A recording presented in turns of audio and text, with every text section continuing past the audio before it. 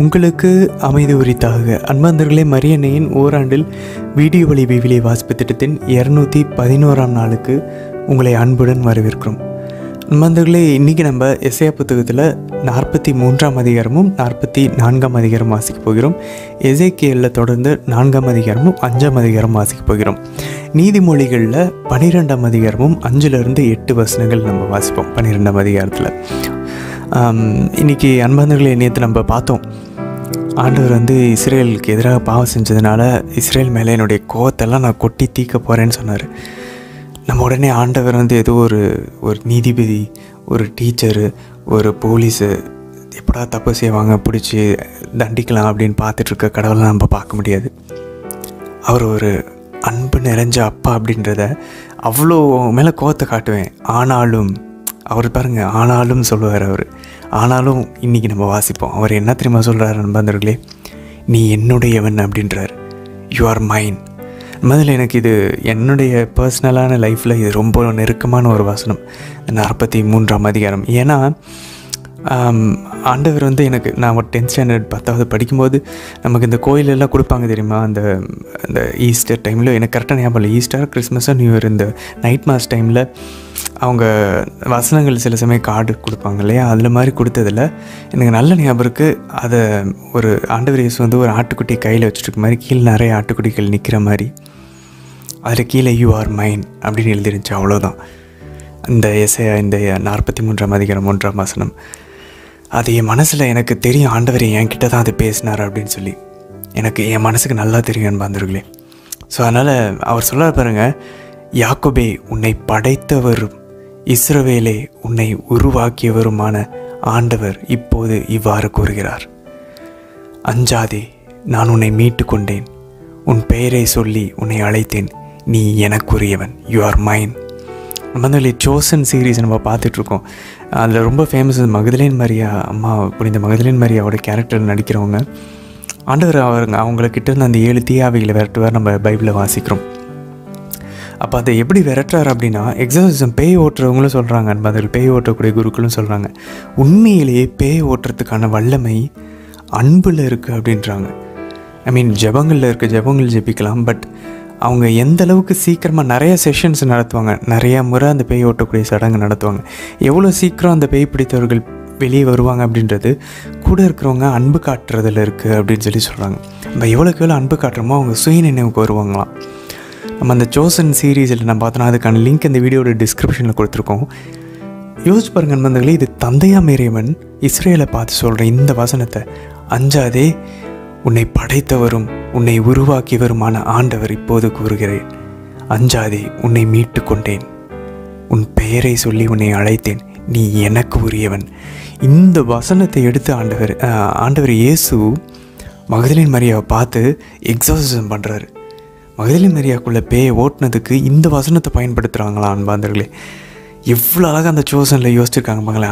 மகதலேன் மரியாவோட பேரை சொல்லி அழைச்சி அவங்களுக்குள்ளே இருக்கிற அந்த அன்புனால் யோசிப்பாங்க நண்பர்களே. தந்தையின் வார்த்தையை எடுத்து மகன் பேசுகிறார், உன்னை படைத்தவரும் உன்னை உருவாக்கியவரும் நான் கூறுகிறேன், உன்னை நான் மீட்டு கொண்டுட்டேன், உன் பேரை சொல்லி நான் அழைக்கிறேன், நீ எனக்கு உரியவன். அவ்வளோதான் அன்பார்ந்தவர்களே. இதை நிறையா குருக்கள் கூட சொல்லுவாங்க, நம்ம காலை எந்திரிச்ச உடனே நம்ம கடவுள்கிட்ட சொல்லணுமா, நான் கடவுளுக்குரியவன், நான் சாத்தானுக்குரியவில்லைன்னு சொல்லி அந்த அறிக்கையிட சொல்லுவாங்க. ஸோ ஆண்டவர் அந்த வார்த்தையை பயன்படுத்தி இன்றைக்கி நிறைய விஷயங்கள் நம்ம பார்ப்பான் பந்தர்கள். இன்றைக்கி எல்லாமே மனசுக்கு ஆறுதலான விஷயங்கள். ஏன்னா இது ஆறுதல் புத்தகம் இல்லையா, ஆறுதலான விஷயங்கள் நிறைய பார்க்க போகிறோம். அதே போல் கடல் கடந்து சென்றாலும் அந்த பாட்டில் தேவனின் பார்வையில் நீ மதிப்புள்ளவன், பாலையில் பாதையும், இந்த பாடல்களுடைய வரிகள் எல்லாம் இன்றைக்கி இந்த 43ஆம் அதிகாரத்தில் நம்ம பார்ப்போம். அதே போல் 44ஆம் அதிகாரத்தில் 2ஆம் வசனத்திலும் 24ஆம் வசனத்திலும் பாருங்கள் நண்பர்களே, உன்னை படைத்தவரும் கருப்பையில் உன்னை உருவாக்கியவருமான உனக்கு உதவி செய்பவருமாகிய ஆண்டவர் கூறுவதை கேள். அவரை கருப்பையில் படைத்தவர் நமக்கு உதவி செய்கிறவராம். எப்படி ஒரு அப்பாவாக பேசுகிறாரு பாருங்க நண்பர்களே. இது எல்லாமே நீங்கள் நம்ம எசேயா புத்தகத்தில் பார்க்க போகிறோம். அதே போல் நம்ம ஏற்கனவே பார்த்தோம் சர்வன்ட் சாங், ஊழியரினுடைய இறைவாக்குகள் 7 இடத்துல வரும் இந்த 2ஆம் புத்தகத்தில் நம்ம பார்த்தோம். ஸோ ஃபஸ்ட்டு இடம் ஆண்டவர் இஸ்ரவேலையும் யாக்கோபையும் நீ என் ஊழியன்னு சொல்லிட்டு உன்னை எல்லா இனத்தாரும் உன்னை வந்து நொறுக்குனாங்க, உன்னை வந்து அடிமைத்தனம் பண்ணாங்க, இனி அப்படி பண்ண மாட்டாங்க, உன்னை விடுவிப்பேன் அப்படின்னு சொல்லி 41ஆம் அதிகாரத்தில் நம்ம வாசித்தோம். முதல் பாடல் முடிஞ்சு. 2வது இறைவாக்கு அந்த ஊழியரை பற்றி 42ஆம் அதிகாரத்தில் நம்ம வாசித்தோம் நேற்று. அந்த ஊழியரே மக்களினங்களுக்கு உடன்படிக்கையாக இருப்பார், பிற இனத்தவர்களுக்கு ஒளியாக இருப்பார். ஸோ அந்த ஊழியன் யார்? ஆண்டவர் இயேசு. ஸோ அதுவும் நம்ம 2வது பார்த்துட்டோம். 3வது இறைவாக்கு 4வது இறைவாக்கு இன்றைக்கி நம்ம பார்க்க போகிறோம் 44ஆம் அதிகாரத்தில். ஸோ ஆண்டவர் சொல்வார், திரும்பவும் இஸ்ரவேலே யாக்கோபே உன் மீது தாகமாக இருக்கக்கூடிய அந்த வறண்டு இருக்கக்கூடிய உண்மையில் என் தண்ணீரை ஊற்றுவேன், தூய ஆவியானவரை பொழிவேன் அப்படின்றார். ஸோ இது வந்து 3வது பாடல். 4வது சைரஸ் என்னும் என்னுடைய அபிஷேகம் திருப்பொழிவு செய்யப்பட்டவர் பெர்ஷியாவினுடைய அரசரின் வழியாக உன்னை நான் திரும்பி உன்னை கட்டி எழுப்புவேன், உன் பாவங்களை மன்னிப்பேன், உன்னை திரும்பி எருசலேம் கூட்டிகிட்டு வருவேன்னு சொல்லி 4வது பாடல் அந்த ஊழியருக்காக சொல்வார். ஸோ இதெல்லாம் இன்றைக்கி நம்ம பார்க்க போகிறோம். 4 இது இன்றைக்கி நம்ம முடிச்சிருவோம். சரி, எசேக்கியேல் 4ஆம் அதிகாரம் 5ஆம் அதிகாரத்தில் இன்றைக்கி அன்பந்தர்களே ஆண்டவர் எவ்வளோ கொடூரமான ஒரு ஒரு ஒரு பரிகாரங்களெல்லாம் இன்றைக்கி எசேக்கியேல் இறைவாக்கினரை வந்து செய்ய சொல்வார். ரொம்ப வினோதமான அடையாளங்களை காட்ட சொல்வார். எல்லா இறைவாக்கினர்களும் எரேமியாவும் சரி எசாயா இறைவாக்கினர்லாம் 3 வருடங்கள் அடையில்லாமல் நடந்தார், அதை நம்ம பார்த்தோம். ஸோ அப்படிலாம் செஞ்சுருக்காங்க. எரேமியாவும் அந்த மாதிரி செய்வார், அந்த இறைவாக்கினரும். ஆனால் எசேக்கியேல் செய்கிறது கொஞ்சம் அதிகமாக இருக்குன்னு அறிஞர்கள் சொல்கிறாங்க. அதுமாதிரி ரொம்ப ப்ரோவோகேட்டிவாக இருக்குது. அப்படின்னா என்ன, ரொம்ப மக்களுடைய உணர்வுகளை தூண்டக்கூடிய வகையில் இருக்குது அப்படின்னு சொல்லி சொல்கிறாங்க. ஏன் அப்படின்னு பார்த்தா மக்கள் அந்தளவுக்கு கல் நெஞ்சக்காரர்களாக இருந்தாங்களாம். இந்தளவுக்கு ஒரு வினோதமான அடையாளத்தை காமிச்சாதான் மக்கள் கல் நெஞ்சங்களை ஊடுருவி பாய முடியுமா, குத்த முடியுமா. அதனால தான் ஆண்டவர் இப்படிப்பட்ட ஒரு வினோதமான அடையாளங்கள் எல்லாம் செய்ய சொல்கிறாரு. நீங்களே வாசிக்கும் போது பாருங்கள், ஒரு மாதிரி வித்தியாசமாக இருக்கும். அப்போ பாருங்களேன், இறைவாக்கினராக இருக்கிறது ஈஸி இல்லை, கிறிஸ்தவர்களாகி நமக்கும் ஈஸி இல்லை. ஏன்னா நம்ம எல்லாருமே ஞானஸ்தானம் பெற்ற நம்ம எல்லாருமே we are prophets, kings and priests. நம்ம எல்லாருமே பொது குருக்கள், பொது இறைவாக்கினர்கள், பொது அரசர்கள். ஸோ நமக்கும் ஆண்டவர் அதனால தான் என்னை பின்பற்ற விரும்புகிறவன் நாள்தோறும் தண்ணி வெறுத்து தன் சிலுவை தூக்கி கொண்டு வரணும். ஆண்டவர் சொல்கிறதெல்லாம் கஷ்டமாக தான் இருக்கும், பட் அது நன்மையில் கொண்டு போய்விடும். சரி அன்பர்களே, இன்றைய தினத்திற்கான விவிலிய வாசி பகுதிக்குள்ளே நம்ம ஜெபத்தோடு இணையலாம். தந்தை, மகன், தூய ஆவியாரின் பெயராலே ஆமேன். தந்தை ஆவி இறைவனை அழைத்து ஜெபிப்போம். அருள் நிறைந்த அன்னை மரியே வாழ்க. ஆண்டவரும் உடனே பெண்களுக்குள்ள ஆசை பெற்றவர் நீரே அம்மா. உம்முடைய திருவயிற்றின் கனியாகி இயேசு கிறிஸ்துவும் ஆசை பெற்றவரே. புனித அன்னை மரியே, இறைவனின் தாயே, பாவிகளாய் இருக்கிற எங்களுக்காக இப்பொழுதும் எங்கள் இறப்பின் வேளையிலும் வேண்டிக் கொள்ளும் அம்மா. ஆமேன். ஆண்டவர் இயேசுவை அழைத்து ஜெபிப்போம். அருள் நிறைந்த அன்னை மரியே வாழ்க. ஆண்டவரும் உடனே பெண்களுக்குள் ஆசை பெற்றவர் நீரே அம்மா. உம்முடைய திருவயிற்றின் கனியாகி இயேசு கிறிஸ்துவும் ஆசை பெற்றவரே. புனித அன்னை மரியே, இறைவனின் தாயே, பாவிகளாய் இருக்கிற எங்களுக்காக இப்பொழுதும் எங்கள் இறப்பின் வேளையிலும் வேண்டிக் கொள்ளும் அம்மா. ஆமேன். தூய ஆவியானவரை அழைத்து ஜெபிப்போம். அருள் நிறைந்த அன்னை மரியே வாழ்க. ஆண்டவரும் உடனே பெண்களுக்குள் ஆசை பெற்றவர் நீரே அம்மா. உம்முடைய திருவயிற்றின் கனியாகி இயேசு கிறிஸ்துவும் ஆசை பெற்றவரே. புனித அன்னை மரியே, இறைவனின் தாயே, பாவிகளாய் இருக்கிற எங்களுக்காக இப்பொழுதும் எங்கள் இறப்பின் வேளையிலும் வேண்டிக் கொள்ளும் அம்மா. ஆமேன். எசாயா ஆகமம் அதிகாரம் 43. யாக்கோபே, உன்னை படைத்தவரும் இஸ்ராயேலே உன்னை உருவாக்கியவருமான ஆண்டவர் இப்போது இவ்வாறு கூறுகிறார்: அஞ்சாதே, நான் உன்னை மீட்டுக் கொண்டேன். உன் பெயரை சொல்லி உன்னை அழைத்தேன். நீ எனக்கு உரியவன். நீர்நிலைகள் வழியாக நீ செல்லும்போது நான் உன்னோடு இருப்பேன். ஆறுகளை கடந்து போகும்போது அவை உன்னை மூழ்கடிக்க மாட்டா. தீயில் நடந்தாலும் சுட்டெரிக்கப்பட மாட்டாய். நெருப்பு உன்மேல் பற்றி எரியாது. ஏனெனில் உன் கடவுளாகிய ஆண்டவர் நானே. இஸ்ராயேலின் தூயவரும் உன்னை விடுவிப்பவரும் நானே. உனக்கு பணயமாக எகிப்தையும் உனக்கு ஈடாக எத்தியோப்பியா, செபா நாடுகளையும் ஒப்புக் கொடுக்கிறேன். என் பார்வையில் நீ விலையேறப் பெற்றவன், மதிப்புமிக்கவன். நான் உன்மேல் அன்பு கூர்கிறேன்.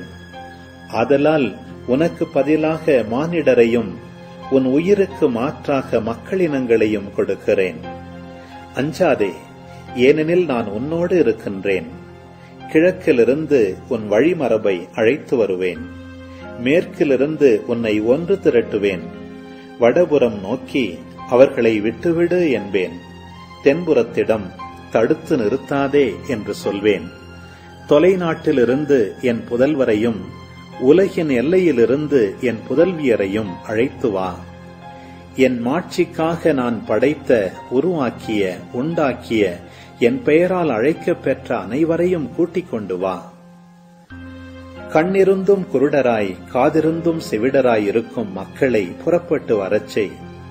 வேற்றினத்தார் அனைவரும் ஒருங்கே திரண்டு வரட்டும். மக்களினங்கள் ஒன்று கூடட்டும். அவர்களுள் யார் இதை முன்னறிவிக்க கூடும்? முன்பு நடந்தவற்றை யாரால் விளக்கக்கூடும்? அவர்கள் கூறுவது சரியென காட்ட தம் சான்றுகளை கொண்டு வரட்டும். மக்கள் அதை கேட்டு உண்மை என்று சொல்லட்டும். நீங்கள் என் சாட்சிகள் என்கிறார் ஆண்டவர். நான் தேர்ந்தெடுத்த என் ஊழியனும் நீங்களே. என்னை அறிந்து என் மீது நம்பிக்கை வைப்பீர்கள்.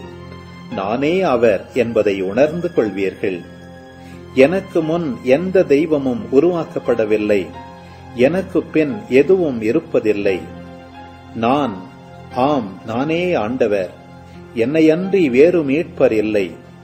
அறிவித்தது, விடுதலை அளித்தது, பறைசாற்றியது அனைத்தும் நானே. உங்களிடையே உள்ள வேறு தெய்வம் அன்று. நீங்களே என் சாட்சிகள் என்கிறார் ஆண்டவர். நானே இறைவன், எந்நாளும் இருப்பவரும் நானே. என் கையில் இருப்பதை பறிப்பவர் எவரும் இல்லை. நான் செய்ததை மாற்றி அமைப்பவர் எவர்? இஸ்ராயேலின் தூயவரும் உங்கள் மீட்பருமான ஆண்டவர் கூறுவது இதுவே. உங்கள் பொருட்டு பாபிலோனுக்கு ஆள்களை அனுப்பி அதன் தாழ்பாள்கள் அனைத்தையும் தகர்த்து விடுவேன். கல்தையரின் மகிழ்ச்சி பாடல் புலம்பலாக மாறும். நானே உங்கள் தூயவரான ஆண்டவர். இஸ்ராயேலை படைத்தவர் உங்கள் அரசர். கடலுக்குள் வழியை ஏற்படுத்தியவரும், பொங்கி எழும் நீர் நடுவே பாதை அமைத்தவரும், தேர்களையும் குதிரைகளையும் படை வீரரையும் வலிமை மிக்கோரையும் ஒன்றாக கூட்டி வந்தவரும், அவர்கள் எழாதவாறு விழச் செய்து திரிகளை அணைப்பது போல் அவர்களை அழித்தவருமாகிய ஆண்டவர் கூறுவது இதுவே. முன்பு நடந்தவற்றை மறந்துவிடுங்கள். முற்கால நிகழ்ச்சி பற்றி சிந்திக்காதிருங்கள். இதோ புது செயல் ஒன்றை நான் செய்கிறேன். இப்பொழுதே அது தோன்றிவிட்டது. நீ அதை கூர்ந்து கவனிக்கவில்லையா? பாலை நிலத்தில் நான் பாதை ஒன்று அமைப்பேன். பாழ்வெளியில் நீரோடைகளை தோன்றச் செய்வேன். காட்டு விலங்குகளும் என்னை புகழும். குள்ள நரிகளும் தீக்கோழிகளும் என்னை பெருமைப்படுத்தும். ஏனெனில் தேர்ந்தெடுக்கப்பட்ட என் மக்களுக்கு பாலை நிலத்தில் குடிக்க கொடுப்பேன். பாழ் நிலத்தில் நீரோடைகள் தோன்றச் செய்வேன். எனக்கென்று நான் உருவாக்கிய இந்த மக்கள் என் புகழை எடுத்துரைப்பர். ஆனால் யாக்கோபே, நீ என்னை நோக்கி மன்றாடவில்லை. இஸ்ரவேலே, என்னை பற்றி சலிப்புற்றாயே. ஆடுகளை எரிபலிக்கென நீ என்னிடம் கொண்டு வரவில்லை. உன் பலிகளால் நீ என்னை பெருமைப்படுத்தவில்லை. உணவு படையல் படைக்குமாறு நான் உங்களிடம் கேட்கவில்லை. தூபம் காட்டுமாறு உன்னை வற்புறுத்தவில்லை. பணம் கொடுத்து நீ எனக்கென்று நறுமண படையல் வாங்கவில்லை. உன் பலிகளின் கொழுப்பால் என்னை நிறைவு செய்யவில்லை. மாறாக உன் பாவங்களால் என்னை தொல்லைப்படுத்தினாய். உன் தீச்செயல்களால் என்னை சலிப்புறச் செய்தாய். நான், ஆம் நானே, உன் குற்றங்களை என் பொருட்டு துடைத்தழிக்கின்றேன். உன் பாவங்களை நினைவிற்கொள்ள மாட்டேன். கடந்ததை எனக்கு சொல்லிக் காட்டுங்கள். ஒருமிக்க நாம் வழக்காடுவோம். நீங்கள் குற்றமற்றவர்கள் என்பதை நிலைநாட்டுவதற்கானவற்றை எடுத்துரையுங்கள். உன் முதல் தந்தை பாவம் செய்தான். உனக்காக பேசுவோரும் எனக்கெதிராய் குற்றம் புரிந்துள்ளனர். உன் தலைவர்கள் என் திரு தூயகத்தை தீட்டுப்படுத்தினார்கள். ஆதலால் யாக்கோபை அழிவுக்கும் இஸ்ராயேலை பழிப்புரைக்கும் உள்ளாக்கினேன். எசாயா ஆகமம் அதிகாரம் 44. என் ஊழியன் யாக்கோபே, நான் தேர்ந்து கொண்ட இஸ்ராயேலே, இப்பொழுது செவிகொடு. உன்னை படைத்தவரும் கருப்பையில் உன்னை உருவாக்கியவரும் உனக்கு உதவி செய்பவருமாகிய ஆண்டவர் கூறுவதை கேள். என் ஊழியன் யாக்கோபே, நான் தேர்ந்து கொண்ட எசுரோன், அஞ்சாதே. ஏனெனில் தாகமுற்ற நிலத்தில் நீரை ஊற்றுவேன், வறண்ட தரையில் நீரோடைகள் ஓடச் செய்வேன். உன் வழிமரபினர் மீது என் ஆவியை பொழிவேன், உன் வழித்தோன்றல்களுக்கு நான் ஆசி வழங்குவேன். அவர்கள் நீரோடை அருகிலுள்ள புல் போலும் நாணல்கள் போலும் செழித்து வளருவர். ஒருவன் நான் ஆண்டவருக்கு உரியவன் என்பான், மற்றொருவன் யாக்கோபின் பெயரை சூட்டிக் கொள்வான். வேறொருவன் ஆண்டவருக்குச் சொந்தம் என்று தன் கையில் எழுதி இஸ்ராயேல் என்று பெயரிட்டுக் கொள்வான். இஸ்ராயேலின் அரசரும் அதன் மீட்பரும் படைகளின் ஆண்டவருமான ஆண்டவர் கூறுவது இதுவே: தொடக்கமும் நானே, முடிவும் நானே, என்னையன்றி வேறு கடவுள் இல்லை. எனக்கு நிகர் யார்? அவன் உரத்த குரலில் அறிவிக்கட்டும். என்றுமுள்ள மக்களை நான் ஏற்படுத்தியதிலிருந்து நடந்தவற்றை முறைப்படுத்தி கூறட்டும். இனி நடக்கவிருப்பன பற்றியும் நிகழப்போவன பற்றியும் முன்னுரைக்கட்டும். நீங்கள் கலங்காதீர்கள், அஞ்சாதீர்கள். முன்பிருந்தே நான் உரைக்கவில்லையா, அறிவிக்கவில்லையா? நீங்களே என் சாட்சிகள். என்னையன்றி வேறு கடவுள் உண்டோ? நான் அறியாத கற்பாறை வேறு உண்டோ? சிலை செதுக்குவோர் அனைவரும் வீணரே. அவர்கள் பெரிதாக மதிப்பவை பயனற்றவை. அவர்களின் சான்றுகள் பார்வையற்றவை, அறிவற்றவை. எனவே அவர்கள் மானக்கேடு அடைவர். எதற்கும் உதவாத தெய்வச் சிலையை எவனாவது செதுக்குவானா, வார்ப்பானா? இதோ அவனும் அவன் நண்பர்களும் வெட்கக்கேடு அடைவர். அந்த கைவினைஞர் அனைவரும் மனிதர்தாமே. அவர்கள் அனைவரும் கூடி வந்து எம்முன் நிற்கட்டும். அவர்கள் திகிலடைந்து ஒருங்கே வெட்கக்கேடுருவர். கொல்லன் இரும்பை குரட்டால் எடுத்து கரிநெருப்பில் இட்டு உருக்குகிறான். அதை சம்மட்டியால் அடித்து வடிவமைக்கிறான். தன் வலிய கைகளால் அதற்கு உரு கொடுக்கிறான். ஆனால் அவனோ பட்டினி கிடக்கிறான், ஆற்றலை இழக்கிறான், நீர் அருந்தாமல் களைத்து போகிறான். தச்சன் மரத்தை எடுத்து நூல் பிடித்து கூராணியால் குறியிட்டு உளியால் செதுக்குகிறான். அளவு கருவியால் சரிபார்த்து ஓர் அழகிய மனித உருவத்தை செய்கிறான். அதை கோவிலில் நிலைநிறுத்துகிறான். அவன் தன் தேவைக்கென்று கேதுரு மரங்களை வெட்டி கொள்ளலாம், அல்லது அடர்ந்த காட்டில் வளர்ந்த மருத மரத்தையோ கருவாலி மரத்தையோ தேர்ந்தெடுத்துக் கொள்ளலாம், அல்லது அசோக மர கன்றை நட்டு அது மழையினால் வளர்வதற்கு காத்திருக்கலாம்.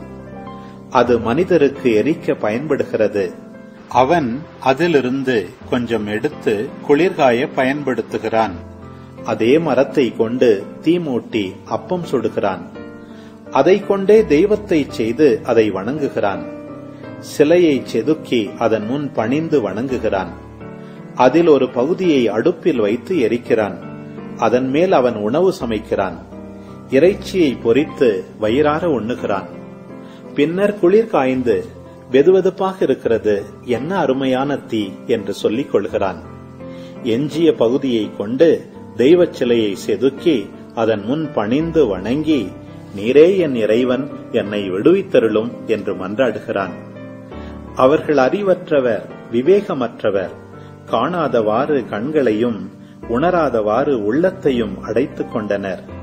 அவர்கள் சிந்தையில் மாற்றமில்லை, அவர்களுக்கு அறிவும் இல்லை. அதில் ஒரு பகுதியை அடுப்பில் இட்டு எரித்தேன், அதன் நெருப்பு தணலில் அப்பம் சுட்டேன், இறைச்சியை பொரித்து உண்டேன். எஞ்சிய பகுதியை கொண்டு சிலை செய்யலாமா? ஒரு மரக்கட்டை முன் நான் பணிந்து வணங்கலாமா என்று சொல்ல அவர்களுக்கு விவேகமும் இல்லை. அவன் செய்வது சாம்பலை தின்பதற்கு சமமானது. ஏமாறிய அவன் சிந்தனைகள் அவனை வழிவிலகச் செய்கின்றன. அவனால் தன்னை மீட்க இயலாது. தன் வலக்கையில் இருப்பது வெறும் ஏமாற்று வேலை என்று அவன் ஏற்றுக்கொள்வதில்லை. யாக்கோபே, இஸ்ராயேலே, இவற்றை நீ நினைவிற்கொள்வாய். நீ என் ஊழியன், நான் உன்னை உருவாக்கினேன். நீதான் என் அடியான். இஸ்ராயேலே, நான் உன்னை மறக்க மாட்டேன். உன் குற்றங்களை கார்மேகம் போலும் உன் பாவங்களை பனிப்படலம் போலும் அகற்றிவிட்டேன்.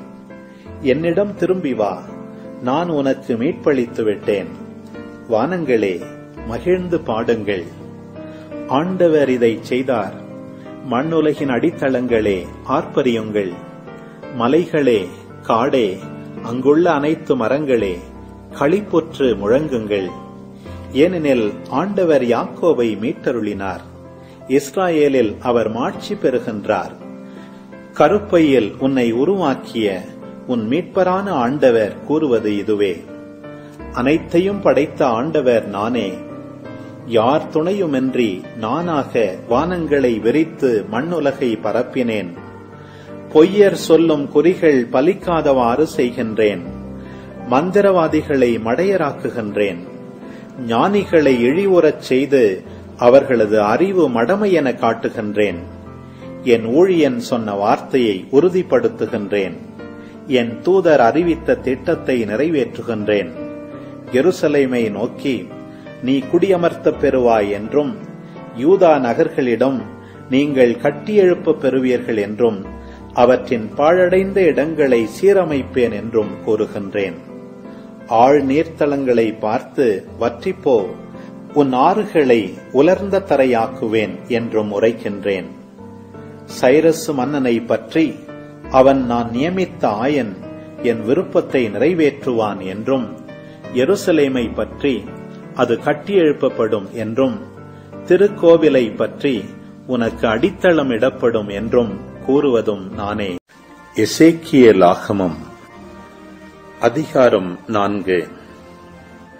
மானிடா, நீ செங்கல் ஒன்றை எடுத்து அதை உன் முன்னே வைத்து அதன் மேல் எருசலேம் நகரை வரைந்திடு.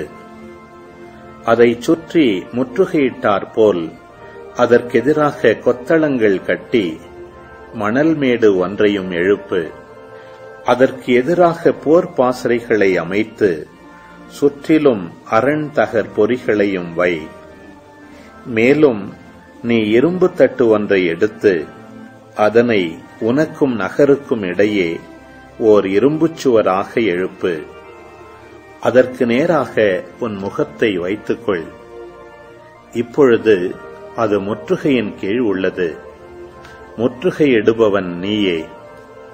இது இஸ்ராயேல் வீட்டாருக்கு ஓர் அடையாளம். நீ உன் இடப்பக்கமாய் படுத்து உன்மேல் இஸ்ராயேல் வீட்டாரின் குற்றத்தை சுமத்திக்கொள். நீ அப்பக்கமாய் படுத்திருக்கும் நாள்கள் வரை அவர்களின் குற்றத்தை சுமப்பாய். எத்தனை ஆண்டுகள் அவர்கள் தவறிழைத்தார்களோ அத்தனை நாள்களை, அதாவது 390 நாள்களை உன்மேல் சுமத்தியுள்ளேன்.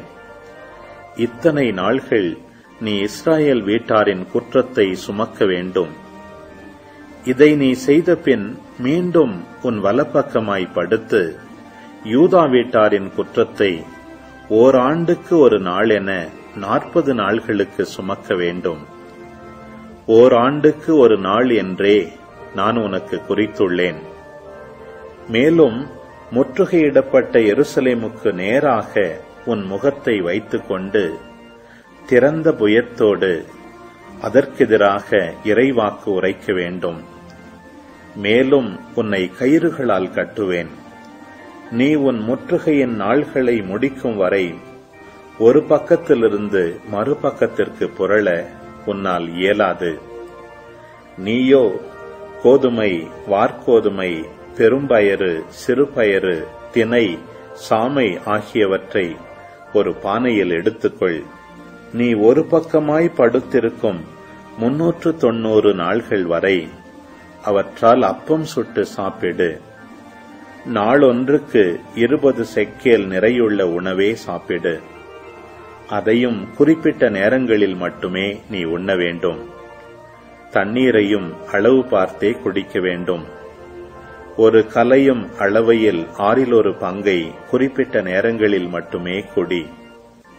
உணவை வார்கோதுமை அடைகளென சாப்பிடு. மனித மலத்தின் வரட்டிகளை பயன்படுத்தி அவர்கள் கண்முன் அந்த அடையை சுட வேண்டும். ஆண்டவர் உரைத்தது: இவ்வாறே இஸ்ராயேல் மக்களும் நான் அவர்களை விரட்டியடிக்கும் நாடுகளுக்குள் தங்கள் அப்பத்தை தீட்டுப்பட்டதாக சாப்பிடுவார்கள்.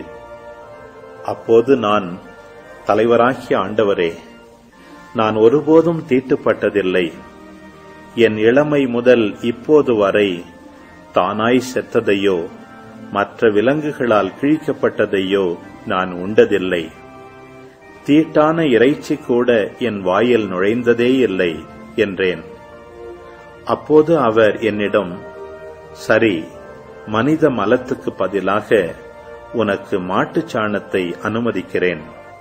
அதை கொண்டு உன் அப்பத்தை சுடு என்றார். மேலும் அவர் என்னை நோக்கி, மானிடா, இதோ நான் எருசலேமில் உணவின் தரவை குறையச் செய்வேன். அவர்கள் அப்பத்தை நிறைபார்த்து கவலையோடு உண்பர். தண்ணீரை அளவு பார்த்து கலக்கத்தோடு குடிப்பர். இதனால் அப்பமும் தண்ணீரும் அவர்களுக்கு குறைந்து கொண்டே போக, ஒவ்வொருவரும் தம் சகோதரரை அவநம்பிக்கையோடு பார்த்து தம் குற்றப்பழியை முன்னிட்டு நலிந்து போவர். எசேக்கியேல் ஆகமம் அதிகாரம் 5.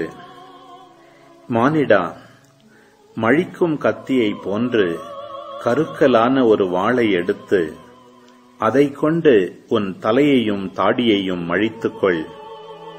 ஒரு தராசை எடுத்து அந்த முடியை பங்கிடு. அதில் 1/3 பங்கை முற்றுகை நாள்கள் முடியும் போது நகரின் நடுவில் நெருப்பினால் சுட்டெறி. 1/3 பங்கை நகரைச் சுற்றிலும் வாளால் வெட்டி போடு. 1/3 பங்கை காற்றில் தூற்றிவிடு. ஏனெனில் நான் அவர்களை உருவிய வாளுடன் பின்தொடர்வேன். அதில் கொஞ்சம் நீ எடுத்து உன் ஆடையின் முனைகளில் முடிந்து வை. பிறகு அதில் இன்னும் கொஞ்சம் எடுத்து அதை தீயிலிட்டு சுட்டெறி. அதனின்று இஸ்ராயேல் வீட்டால் அனைவருக்கும் எதிராக தீ புறப்படும். தலைவராகிய ஆண்டவர் கூறுவது இதுவே: வேற்றினத்தாரிடையேயும் சூழ்ந்துள்ள நாடுகள் நடுவிலும் நான் திகழச் செய்த எருசலேம் இதுவே. அம்மக்கள் வேற்றினத்தாரை விட கேடுகெட்டவர்களாய் என் நீதி நெறிகளை எதிர்த்தார்கள். தங்களை சுற்றியுள்ள நாடுகளை விட மிகுதியாக என் நியமங்களை எதிர்த்தார்கள். ஏனெனில் அவர்கள் என் நீதி நெறிகளை ஒதுக்கித் தள்ளி என் நியமங்களின்படி நடவாமற் போனார்கள். எனவே தலைவராகிய ஆண்டவர் இவ்வாறு கூறுகிறார்: உங்களை சுற்றியுள்ள மக்களினங்களை காட்டிலும் அதிகமாய் நீங்கள் கிளர்ச்சி செய்தீர்கள். என் நியமங்களின்படி நடக்கவில்லை. என் நீதி நெறிகளை கடைபிடிக்கவில்லை. உங்களை சுற்றியுள்ள மக்களினங்களின் நீதி நெறிகளின்படி கூட நீங்கள் நடக்கவில்லை.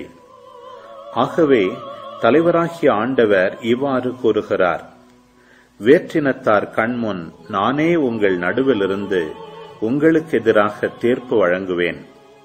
உங்கள் எல்லா அருவருப்பான செயல்களுக்காகவும் நான் இதுவரை செய்யாததும் இனி செய்யாதிருக்கப் போவதுமான ஒன்றை உங்கள் நடுவே செய்யப் போகிறேன். எனவே உங்களுள் பெற்றோர் தம் பிள்ளைகளையும் பிள்ளைகள் தம் பெற்றோரையும் தின்பர். உங்களுக்கு நான் தண்டனை தீர்ப்பு அளித்து உங்களுள் எஞ்சியிருப்போர் அனைவரையும் எல்லா திசைகளிலும் சிதறடிப்பேன். என்மேல் ஆணை, வெறுப்புக்கும் அருவருப்புக்கும் உரிய உங்கள் எல்லா செயல்களாலும் என் திரு தூயகத்தை நீங்கள் தீட்டுப்படுத்தியதால் நான் உங்களை விட்டு விலகி விடுவேன்.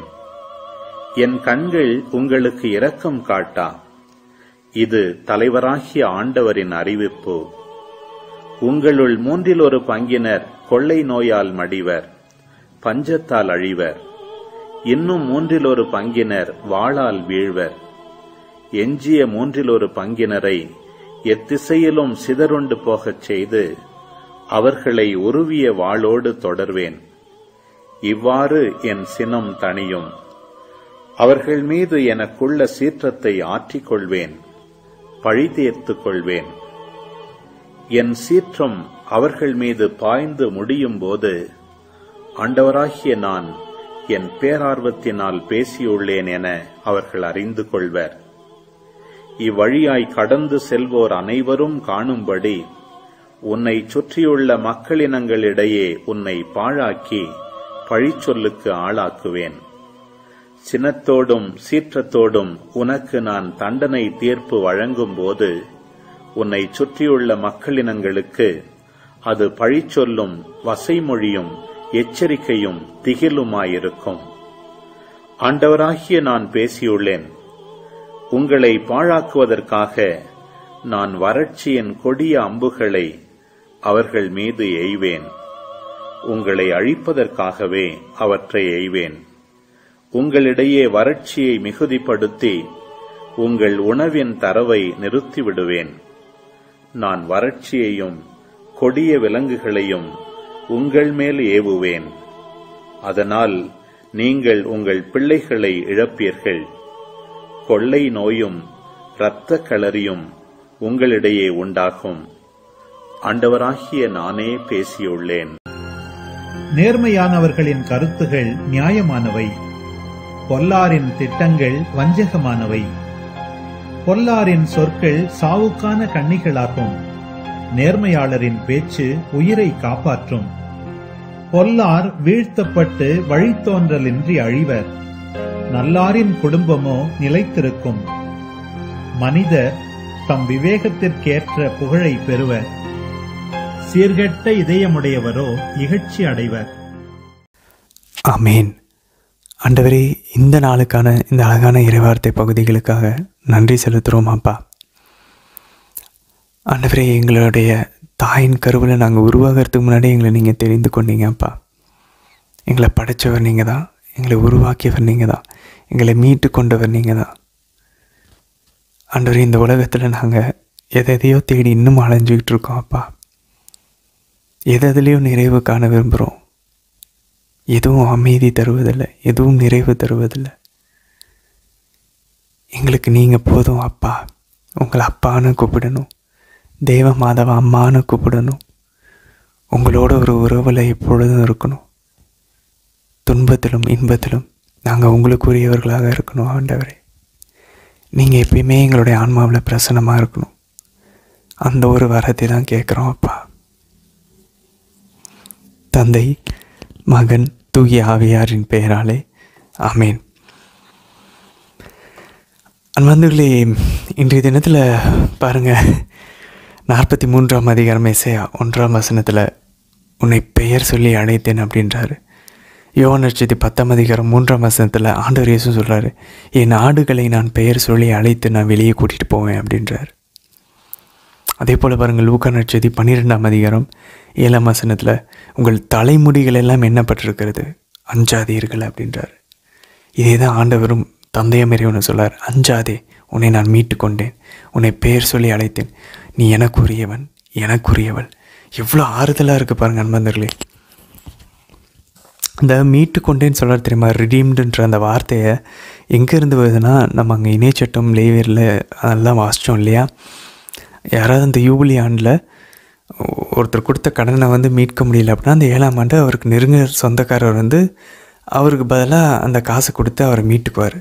ஸோ அந்த மாதிரி ஒரு நெருங்கின ஒரு நம் இனத்தாரை போல் ஆண்டவர் இயேசு வந்தாராம். ஸோ ஆண்டவரின் உண்மையை நான் மீட்டுக்கொண்டேன் அப்படின்றப்ப அவர் நம்மளா ஒரு ஆளாக மாறி அப்படி தான் அவர் நம்மளை மீட்கிறார் அவருடைய சட்டத்தின்படி. ஸோ மனித அவதாரம் எடுத்து மனித உருவெடுத்து வருகிறார். அதுக்கப்புறம் 2ஆம் வசனம் பாருங்கள், நீர்நிறைகள் வழியாக நீ செல்லும் போதும் நான் உன்னோடு இருப்பேன், ஆறுகளை கடந்த போவதும் அவை உன்னை மூழ்கடிக்க மாட்டா, தீயில் நடந்தாலும் சுட்டெரிக்கப்பட மாட்டாய், நண்பர்களே, எவ்வளோ அழகான வாக்குறுதிகள் பாருங்கள் நண்பர்களே. எவ்வளோ கஷ்டம் இருந்தாலும், எவ்வளோ துன்பங்கள் இருந்தாலும் நான் தைரியமாக இருப்பேன்.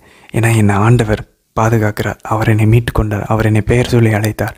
நான் அவருக்குரியவர், நான் அவருக்குரியவள். இந்த ஒரு உணர்வு நமக்கு வேணும் நண்பர்களே. இதை நம்ம ஜெபிப்போம். இதே திரும்ப கூட நம்ம ஜெபமாலையில் இதே ஜெபமாக கூட ஜெபிக்கலாம். 3ஆம் வசனம் பாருங்கள். ஏனெனில் உன் கடவுளாகிய ஆண்டவர் நானே, இஸ்ரேலின் தூயவரும் உன்னை விடுவிப்பவரும் நானே. அதே போல் 14ஆம் வசனம் பாருங்கள். இஸ்ரேலின் தூயவரும் உங்கள் மீட்பருமான ஆண்டவர் கூறுவது இதுவே. அந்த மாதிரி நல்லா நோட் பண்ணி பாருங்களேன். எங்கெங்கெல்லாம் உன்னை மீட்பவர்னு வருதோ அங்கெல்லாம் தூயவர்னு வருது. அதுக்கப்புறம் 15ஆம் வசனம் பாருங்கள். நானே உங்கள் தூயவரான ஆண்டவர், இஸ்ரேலை படைத்தவர், உங்கள் அரசர். மந்தர்கள் இதனால தான் மாதா பாடுறாங்க அவங்களுடைய பாடலில். என் மீட்பராம் கடவுளை நினைத்து எனது மனம் பேர் வகை கொள்கிறது, தூயவர் என்பதே அவரது பெயர். பாருங்களேன், மாதா இந்த இறைவாக்குகள்லாம் அவங்ககிட்ட நிறைவேறுதான். உன்னை படைச்சவர் நான் தான், உன்னை நான் மீட்டுக்கொள்வேன், உன்னை பேர் சொல்லி அழைச்சேன், எல்லாமே மாதா கிட்ட நிறைவேறுதான் பாந்தவர்களே. அதனால தான் மாதா இதை பாடுறாங்க. தூயவர், என்னை மீட்டு கொண்டவர், என் மீட்பர் அப்படின்னு சொல்லி.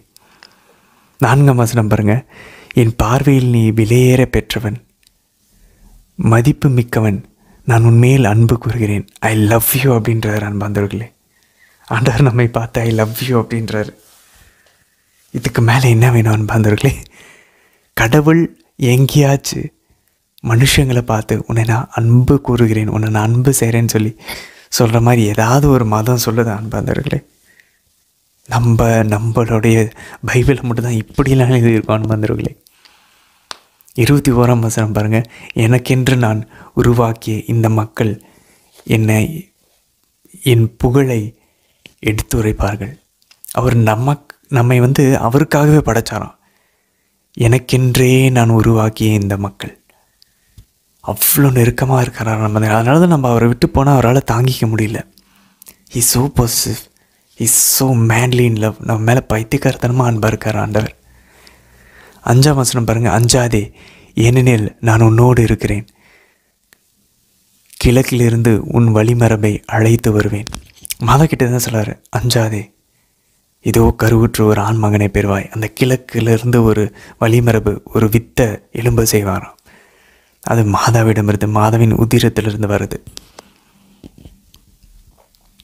இங்கே ஓகே, அது சைரஸ் அரசரை குறிக்கலாம். பட் டைப்பாலஜிக்கலாக முன்னடையாளமாக அது மாதாவினுடைய வித்தாகி ஆண்டவர் இயேசுவை குறிக்கிறது, மெசியாவை குறிக்கிறது. 8ஆம் வசனம் பாருங்கள். கண்ணிருந்தும் குருடராய், காதிருந்தும் செவிடராய் இருக்கும் மக்களை புறப்பட்டு வரசை.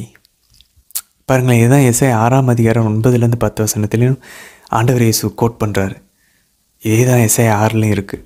இவங்க கண் இருக்கு, ஆனால் இவங்க பார்க்க மாட்டேங்கிறாங்க. இவங்க காது இருக்கு, ஆனால் செவி கொடுத்து கேட்க மாட்டேங்கிறாங்க. மற்ற விஷயங்கள்லாம் போகும், ஆனால் ஆண்டவருடைய விஷயங்கள் போகாது. அதுக்கப்புறம் 10ஆம் வசனம் பாருங்கள். நீங்கள் என் சாட்சிகள் என்கிறார் ஆண்டவர், நான் தேர்ந்தெடுத்த என் ஊழியனும் நீங்களே, என்னை அறிந்து என் மீது நம்பிக்கை வைப்பீர்கள். நானே அவர். அன்பர்களே, நல்ல நோட் பண்ணுங்கள். நானே அவர் என்பதை உணர்ந்து கொள்வீர்கள். திரும்பவும் பாருங்கள், 13ஆம் வசனத்திலும் நானே இறைவன், நானே அவர், என்னாலும் இருப்பவரும் நானே. திரும்ப 25ஆம் வசனம் பாருங்கள். நான், ஆம் நானே, உன் குற்றங்களை என் பொருட்டு துடைத்தழிக்கிறேன், உன் பாவங்களை நினைவில் கொள்ள மாட்டேன். அன்பர்களே, இங்கே பாருங்கள், 2 விஷயம். நம் பாவங்களை அழிக்கிறார். அந்த டைமில் அவர் சொல்கிறார் நானே அவர். ஆண்டவர் இயேசு கெத்செமனி தோட்டத்தில், நான் இங்கே யாரை தேடி வரீங்க? நாசரேத்து இயேசு, நானே அவர். அன்பர்களே, இது எவ்வளோ அழகாக இருக்குது பாருங்கள் அன்பர்களே. ஆண்டவர் இயேசு பாருங்கள், இந்த எஸ்ஐயா 43ஆம் அதிகாரத்தில் தந்தை நானே அவர், நானே அவர். அப்போ யூதர்களுக்கு நல்லா தெரியும் நானே அவர் அப்படின்னா யாவே இறைவன் சொல்கிற வார்த்தை அது. ஐ ஆம் அப்படின்ற அந்த வார்த்தை. ஆண்டவர் பாருங்கள், இறுதி உணவின் போதும் எத்தனை முறை சொல்கிறார் பாருங்கள், I am he, I am he, நானே அவர், நானே அவர். அப்படின்னா தந்தையை சொல்கிறார் ஆண்டவர் இயேசு. அதனால தான் அவங்க பாருங்கள், கெத்செமனே தோட்டத்தில் நானே அவர்னோடனே இவங்க ஒரு அடி தள்ளி போய் விழுவுறாங்க கீழே. ஏன்னா தந்தை சொல்கிற வார்த்தை இவர் சொல்கிறார். மேபி அவர் சொல்கிற அந்த குரல் தந்தையை போல் பயங்கரமாக இருந்திருக்குமா, இல்லை அவருடைய மாட்சி வெளிப்படுத்தினாரா, என்ன நடந்துச்சுன்னு தெரியல. ஆனால் யூதாஸும் அவர் கூட இருந்தவர்களும் கீழே விழுவுறாங்க ஆண்டவர் இந்த நானே அவர் அப்படின்னு சொல்லும்போது. ஏன்னா அவங்களுக்கு மிரண்டிருப்பாங்க. எஸ்ஐயா 43 10ஆம் அதிகாரத்தில் 43ஆம் அதிகாரம் 10ஆம் வசனம் 13:25 நானே அவர்னு சொல்கிறவரா இவர், யாவை இறைவனா அப்படின்னு சொல்லி மிரண்டிருப்பாங்கன்னு நினைக்கிறேன் அன்பார்ந்தவர்களே. அது மட்டும் இல்லை பாருங்கள், நான் உங்களோடு இருக்கிறேன், நீங்கள் என் சாட்சிகள் அப்படின்னு சொல்லி சொல்கிறாரு. இதை ஆண்டவர் இயேசு பாருங்கள், அப்போஸ்தலர்கள் பணி, திருத்தூதர்களின் பணி 1ஆம் அதிகாரம் 8ஆம் வசனத்தில் ஆண்டவர் விண்ணேற்றம் அடைகிறப்ப இதை சொல்கிறார். நீங்கள் என் சாட்சிகளாக இருப்பீங்கள், உலகமெங்கும் சென்று நற்செய்தி அறிவீங்கள். இவ்வளோ பவர்ஃபுல்லாக இருக்குது பாருங்கள் அன்பர்களே. தந்தையினுடைய வார்த்தைகள் எடுத்து மகன் பேசுகிறார். அப்படின்னா தந்தையும் அவரும் ஒன்று தான், மூவரு இறைவன். 11ஆம் வசனம் பாருங்கள், நான் ஆம் நானே ஆண்டவர், என்னையன்றி வேறு மீட்பர் இல்லை. நமக்கு தெரியும் பாருங்கள், ஆண்டவர் இயேசு தான் மீட்பருன்னு நமக்கு தெரியும். ஆனால் இங்கே தந்தை சொல்கிறார், நான் தான் உன்னை மீட்டுக்கொள்கிறேன். அப்போ பாருங்களேன், தந்தையே பர்சனலாக இறங்கி மகனில் வந்து மீட்கிறார். படைத்தவரும் அவர் தான், நம்ம மீட்டவரும் அவர் தான். படைக்கும் போதும் மீட்பர் அதில் இருக்கிறார். எவ்வளோ ஒன்றுக்கொன்று இருக்கிறாங்க பாருங்கள் நண்பர்களே. அதுக்கப்புறம் பாருங்கள் 18லேருந்து 19 வசனம், முன்பு நடந்தவற்றை மறந்து விடுங்கள், முற்கால நிகழ்ச்சி பற்றி சிந்தியாதிருங்கள், இதோ புதிய செயல் ஒன்றை நான் செய்கிறேன். நண்பர்களே, எக்ஸாக்டாக இதை திருவெளிப்பாடு 21ஆம் அதிகாரம் 5லேருந்து 6 வசனங்களில் ஆண்டவர் இயேசு இதை கூறுகிறார். எத்தனை வசனங்கள், தந்தையின் வசனங்களை ஆண்டவர் இயேசு பேசுகிறார் பாருங்களேன். அதுக்கப்புறம் பாருங்கள் 20ஆம் வசனத்தில், என்னில் தேர்ந்தெடுக்கப்பட்ட என் மக்களுக்கு பாலை நிலத்தில் குடிக்க கொடுப்பேன், பாலை நிலத்தில் நீரோடைகளை தோன்ற செய்வேன். இன்னும் தெளிவாக பாருங்கள் நண்பர்களே, 44ஆம் அதிகாரம் 3ஆம் வசனத்தில், என்னில் தாகமுற்ற நிலத்தில் நீரை ஊற்றுவேன், வறண்ட தரையில் நீரோடைகளை ஓடச் செய்வேன், என் வழி மரபினர் மீது என் ஆவியை பொழிவேன். பாருங்களேன், இங்கே டைரக்டாக ஆண்டவர் தொடர்பு படுத்துகிறார். தண்ணி ஊற்றுறதும் ஆவியை பொழிகிறதும் ஒன்று தான். உன் வழி தோன்றலுக்கு நான் ஆசி வழங்குவேன். அன்பர்களே, இதை எடுத்து ஆண்டவர் சொல்கிறார் அன்பர்களே. யோவான் நற்செய்தி 7ஆம் அதிகாரத்துலையும் 4ஆம் அதிகாரத்திலையும், யாரெல்லாம் தாங்கமாக இருக்கீங்களோ வாங்க என்கிட்ட வந்து பாருங்க. ஆனால் இது யாருக்கு வழங்கப்படும் பாருங்கள், இஸ்ரேல் உன் வழி தோன்றலுக்கு நான் ஆசி வழங்குவேன். இஸ்ரேலுடைய வழி தோன்றலாக நம்ம மாறணும், இஸ்ரேலினுடைய வழிமரபாக நம்ம மாறணும். பாருங்கள் நண்பர்களே, ஆபிரகாமின் வழிமரபு இஸ்ரேலின் வழிமரபு. யார் அது? ஆபிரகாமின் வித்து, இஸ்ரேலின் வித்து, ஆண்டவர் இயேசு. அவர் கூட நம்ம எப்படி சேர்றோம்? ஞானஸ்தானத்தின் வழியாக. அப்போ அவரோடு நம்ம இணையும் போது நம்மளும் ஆபிரகாமின் வித்து ஆகிறோம், இஸ்ரேலினுடைய வழிமரபாகிறோம். அப்படின்னா உண்மையாலுமே புதிய இஸ்ரேல் யார்? புதிய சீயோன் யார்? மாதா. அப்போ மாதாவோடைய வழிமரபாக நம்ம மாறணும்னா ஆட்டோமேட்டிக்காக நம்ம ஆண்டவர் இயேசுவின் ஞானஸ்தானத்தில் இணையும் போது மாதாவோட வழிமரபாக நம்ம மாறுவோம். இஸ்ரேல், புதிய இஸ்ரேல், மாதாவின் வழிமரபை ஆண்டவர் ஆசீர்வதிக்கிறார். அப்படி தான் ஆசீர்வாதம் இருக்குது. அதனால தான் பாருங்கள், ஆண்டவர் இயேசு சிலுவையிலிருந்து இதோ உன் மகன் சொல்லி எல்லா கிறிஸ்தவர்களுக்கும் தாயாக மாதாவை மாற்றுறாங்க. மாதாவோட வழிமரபாக ஆகும்போது ஆண்டவருடைய ஆசீர்வாதத்தை பெறுகிறோம். அதுதான் ப்ராமிஸ், அதுதான் இறைவாக்கு. அதனால தான் பாருங்கள், ஆண்டவர் அதை எல்லாம் செஞ்சு முடித்தது. அப்பொழுது எல்லாம் நிறைவேறியது என்று அறிந்த இயேசு தாகமாக இருக்கிறது என்றார். அப்படின்னா அது ஒரு பார்ட். அவர் இறங்கி வந்ததில் மாதாவோட பிள்ளைகளா, அவர் அம்மாவை, அவரோட உடலில் நம்ம இணையிறோம் இல்லையா? அப்போ அவர் அம்மா நம்மளோட அம்மாவை மாறணும்ல, அவருடைய அப்பா நம்மளுடைய அப்பாவை மாறணும்ல. அதை தான் பண்ணி முடித்தோன்னு அப்போது எல்லாம் முடிஞ்சிச்சு, வந்தது எல்லாமே முடிஞ்சிச்சு. இவ்வளோ பவர்ஃபுல்லாக இருப்பாங்க நண்பர்கள். ஆனால் மாதாவை எவ்வளோ சம்மந்தமே இல்லாத ஒரு ஆளாக பார்க்குறாங்க பிரிந்து போன சகோதரர்கள். 24ஆம் வசனம் பாருங்கள், மாறாக உன் பாவங்களால் என்னை தொல்லைப்படுத்தினாய், உன் தீச்செயல்களால் என்னை சலிப்புற செய்தாய். நண்பர்களே, எவ்வளோ ஆழமாக நம்ம மனசை குத்துது பாருங்களேன். நம்ம பாவங்கள்னால அவர் நம்ம தொல்லைப்படுத்துகிறோமா? நம்மளுடைய தீச்செயல்கள்னால அவரை சலிப்புற செய்கிறோம் அன்பார்ந்தவர்களே. அதுக்கப்புறம் பாருங்கள் 8ஆம் வசனத்தில் 1 கொரிந்தியர் 10ஆம் அதிகாரம் 4ஆம் வசனம், என்னையன்றி வேறு கடவுள் உண்டா, நான் அறியாத கற்பாறை வேறு உண்டா. ஆங்கிலத்தில் பார்த்தோன்னா ஐ ஆம் த ராக் அப்படின்வார். அந்த கற்பாறை யார்? 1 கொரிந்தியர் 10ஆம் அதிகாரம் 4ஆம் வசனம் சொல்லுது, கிறிஸ்துவே அந்த கற்பாறை. அப்போ வாங்க எஸ்ஐயா 44:8 புனித பவுல் அங்கே கோட் பண்ணுறாரு 1 கொரிந்தியர் 10:4. அதுக்கப்புறம் பாருங்கள் 44ஆம் அதிகாரம் 22ஆம் வசனம், உன் குற்றங்களை கார்மேகம் போலும் உன் பாவங்களை பனிப்படலம் போலும் அகற்றிவிட்டேன், என்னிடம் திரும்பி வா, நான் உனக்கு மீட்பளித்து விட்டேன். அவர் முடிச்சிட்டேன்றாரு, நான் எல்லாத்தையும் பண்ணி முடிக்கிறேன், என்கிட்ட திரும்பி வா அப்படின்றார்.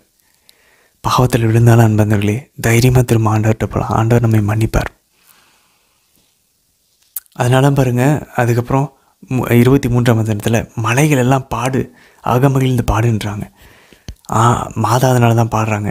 அவங்களுக்குள்ளே எப்போ மீட்பர் வந்துட்டான்னு தெரிஞ்சிச்சோ, இத்தனை இறைவாக்கும் நிறைவேறது தெரிஞ்ச மாதா புதிய சீயோனாக, புதிய இஸ்ரேலாக, மொத்த உலகத்தும் மொத்த மலைகள், மரங்கள், செடி கொடிகள், விலங்குகள் எல்லாத்தினுடைய பிரதிநிதியாக மாதா பாடுறாங்க. என் ஆன்மா ஆண்டவரை ஏற்றி போற்றி பெருமைப்படுத்துதுன்னு சொல்லி. She is singing with the whole of creation. மொத்த படைப்புகளுக்குனுடைய பிரதிநிதியாக மாதா பாடுறாங்க. எவ்வளோ அழகாக இருக்குது பாருங்கள், அவ்வளோ டெப்த் இருக்கு அன்பர்களே. சரி, எசேக்கியேல் பாருங்கள் 4ஆம் அதிகாரம் 1-3 வசனங்கள். எருசலேமின் முற்றுகையை செய்கையால் பாருங்களேன், அவர் எப்படி முற்றுகையிட போகிறாரோ ஒரு மாடல் நம்ம ஸ்கூல்லலாம் கட்டுவோம்ல, இந்த மாடல் காமிச்சு சயின்ஸ் எக்ஸிபிஷன், அந்த மாதிரி எருசலேம் எப்படி முற்றுகையிட போகிறான்னு சொல்லி மாடல் வந்து ஆண்டவர் இங்கே பைபிளில் தான் ஸ்டார்ட் ஆகுது, நம்ம ஸ்கூலில் ஸ்டார்ட் ஆகலை. அதுக்கப்புறம் பாருங்கள் 4-8 வசனங்கள், ஆண்டவர் எத்தனை வருஷம் அவங்க பாவம் செய்கிறாங்களோ அதை எண்ணி கரெக்டாக எத்தனை வருஷம் அவங்க பரிகாரம் செய்யணுமோ அத்தனை நாட்கள் இங்கே எசேக்கியேல் இறைவாக்கினர் பரிகாரம் செய்ய சொல்கிறார். பாருங்களேன் மதர்கள், அதனால தான் நம்ம பாவங்கள் எதுவுமே அப்படியே தெரியாமல் மறைஞ்சலாம் போகல, மன்னிக்கப்பட்டுருச்சு. ஆனால் முழு மனசோடு நம்ம வந்து மன்னிப்பு கேட்க மாட்டோம். ட்ரூ கன்ட்ரிஷன் நம்மக்கிட்ட இருக்காது, உண்மையான மனத்துயர் இருக்காது. அதனால தான் பரிகாரம் பண்ணுறோம். ஏன்னா நம்ம உடஞ்சி போய் ஆண்டவர்கிட்ட என்னை மன்னிச்சிருங்க சொல்லிட்டு ஆண்டவர் மன்னிச்சிடுவார். பட் அந்த உடையரும் தெரியுமா, அந்த உடையர் வந்து பர்ஃபெக்ட் கிடையாது அன்பர்களே நமக்கு. அதனால தான் பரிகாரம் செஞ்சு அதுக்கு நம்ம ஈடு கட்டுக்கிறோம். அதுக்கப்புறம் பாருங்கள் 10ஆம் வசனத்தில் இந்த மனுஷ மலத்தினால் சுட்டெரிச்சு அப்பத்தை சொல்ல ஐயோ எனக்கு அது வேண்டாம் ஆண்டவரேன்னு சொல்கிறாரு. ஆண்டவரும் இணங்குறாரு பாருங்க, சரி ஓகே அப்படின்னு சொல்லி. ஸோ சில சமயம் ஆண்டவர்கிட்ட நம்ம கேட்கலாம் போல், எசேக்கியேல் இறைவாக்கினர் மாதிரி, ஆண்டவர் எனக்கு இது உண்மையிலே முடியலை, எனக்கு எதாவது வேறு வழி கொடுங்க, எனக்கு வேறு வழி காட்டுங்கன்னு சொல்லி கேட்கலாம் போல். எப்படி ஆபிரகாம் கேட்பாரோ அதே போல். அதான் பாருங்க 14-15 வசனம், நான் இது வரைக்கும் சின்ன வயசுலேருந்து இந்த மாதிரி தீட்டுறதெல்லாம் உண்டதில்லை அப்படின்றப்ப அவன் ஆண்டதில்லை, சரி மனித மலத்துக்கு பதிலாக உனக்கு மாட்டு சாணத்தை நான் அனுமதிக்கிறேன், அதை கொண்டு நீ. அப்போ பாருங்கள் ஒரு இறைவாக்கினருடைய வாழ்க்கை எவ்வளோ கஷ்டமாக இருக்குது பாருங்கள் அனுமதிகளே. அதுக்கப்புறம் பாருங்கள் எசேக்கியேல் 5ஆம் அதிகாரம் 11ஆம் வசனத்தில், என்மேல் ஆணை வெறுப்புக்கும் அருவருப்புக்கும் உரிய உங்கள் எல்லா செயல்களாலும் என் திரு தூயகத்தை நீங்கள் தீட்டுப்படுத்தியதால் நான் உங்களை விட்டு விலகி விடுவேன், என் கண்கள் உங்களுக்கு இரக்கம் காட்டா, இது தலைவராகிய ஆண்டவர் அறிவிப்பு. அன்பர்களே, புனித பவுல் கூறுகிறார் 1 கொரிந்தியர் 6ஆம் அதிகாரத்தில், நீங்கள் தூய ஆவியானவருடைய ஆலயம் என்று உங்களுக்கு தெரியாதா? நீங்கள் அவருடைய ஆலயத்தை கெடுத்து போட்டிங்கன்னா, அதாவது நம்மளோட உடம்பு நம்ம வந்து இச்சைக்குரிய பாவத்தினால, சோம்பேறித்தனத்தினால, சாப்பாடுனால, போஜன பிரியத்தினால நம்ம கெடுத்து போட்டோன்னா அவர் நம்மை கெடுத்து விடுவார்ன்றிருக்கு. ரொம்ப பவர்ஃபுல்லான வார்த்தைகள். அதுக்கு அடிப்படை எங்கே இருக்குது? இன்றைக்கி பாருங்கள் எசேக்கியேல்ல, என்னுடைய திரு தூயகத்தை நீங்கள் உங்களுடைய தீச்செயல்கள்னால பாவத்தினால தீட்டுப்படுத்தினீங்க. இன்றைக்கி நம்மளுடைய உடலும் ஆண்டவருடைய திரு தூயகம்தான், தூயாவினருடைய ஆலயம், நற்கருணை ஆண்டவர் வந்து தங்களுடைய ஆலயம். அதை தீட்டுப்படுத்தினா ஆண்டவருக்கு பிடிக்காது. இந்த ஒரு ஆழமான விஷயத்தை நம்ம இன்னைக்கு கற்றுக்கொள்ளலாம். சரி நண்பர்களே, தொடர்ந்து பயணிப்போம். நாளை தினத்திற்கான வீடியோவில் சந்திக்கலாம். ஆமேன்.